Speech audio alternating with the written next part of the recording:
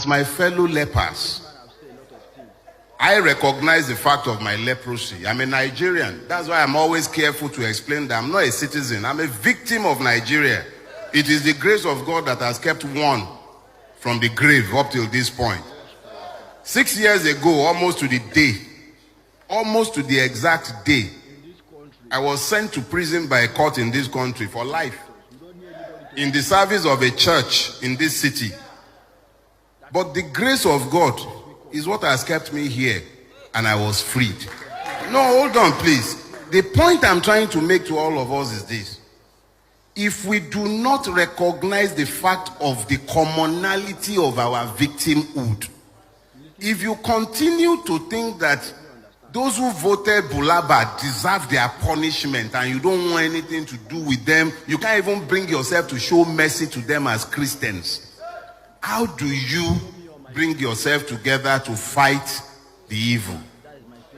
Okay, so you know the truth, but they are so ignorant because they have embraced hatred that they do not know the truth. How have you, as Christians, shown them the truth? I know it's actually very annoying, especially if you live in this neighborhood. This is Okota. Yeah. A vast majority of my Oriental brothers and sisters live in this neighborhood. You have borne the brunt of the madness that has overtaken our country. And you will see more. As we are drawing closer, because for them the election cycle has started. The election cycle has nothing to do with your votes. They don't care. They've written the result already. But having written the result, they need you to now begin to divide yourselves. You need to be told to ignore the pains in your bellies, the hunger. You must forget it. And for you to forget it, they must give you hatred to embrace. And I saw a piece in the paper, I think sometime this past week, and I know that they have started the race. You know what I saw? Ajeromi Felodun local government published a list of streets they were renaming in Ajegunle. And I saw how they are attempting to whitewash history and pretend that there is certain ethnic group do not exist in that neighborhood. And I laughed.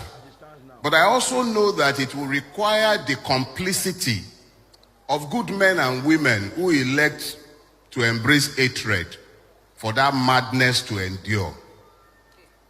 I have lived in the Lekki axis for at least about 22 years. I have been associated with that axis for over 30 years. I know the area well.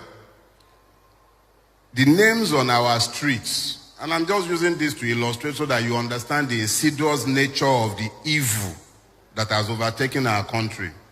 The names on the streets in the entirety of the Lekki Peninsula, I don't know about other parts of Lagos State, they came about in a specified manner.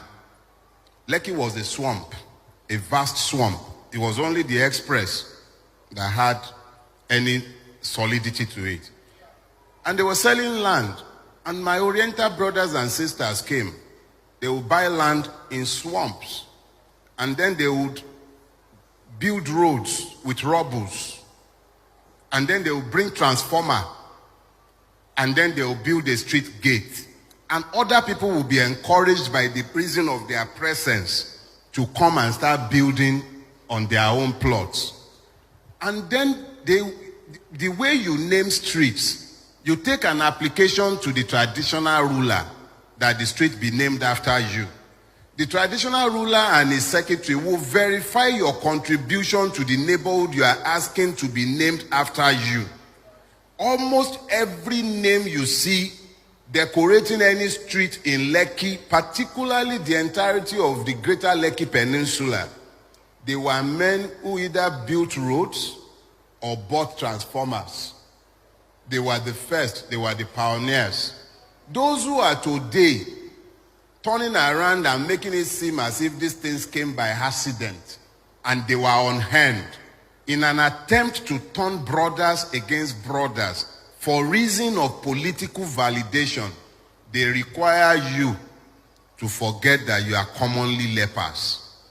May God cure all of us of our leprosy. But it does not change the fact that Nigeria has inflicted leprosy on those who should be citizens. Our afflictions are common to us. What do we do? I believe that in the coming days, weeks, and months, we must, as a collective, begin to find common purpose and set out what it is that we believe should happen to us as a people, and then stand behind our demands. They have children sent to correctional centers and facilities across the country. Parents are sat mostly unconcerned. A lot do not even know that this is in any way connected to them. But the reality is that tomorrow is actually quite gloomy if you took a very good look at where we are today. There is a urgency of now. That urgency does not allow us to outsource the resolution of these problems to a future generation. There is nobody coming to save us. The Americans won't save us. Get that clear. They benefit from this. Neither will the British. They've even tried to do you 419 now. They have a Yoruba sounding person heading the Conservatives. It's all a scam. They need to bring what they are losing in Europe. They need to bring it out of the Commonwealth. So everything that has happened to us, you will not hear any one of the beneficiaries speak on our behalf. Have you heard any condemnation from the European Union? Have you heard anything from Britain? Have you heard anything from America? A long time ago, we were busy naming streets after American diplomats, thinking that salvation was coming from abroad. Salvation is not coming from abroad. I also assure you that Daddy will lead you in prayers, but we also need to act. Without acting, prayers are, I'm sorry to say, useless. God will do what God will do, but men must do what men will do.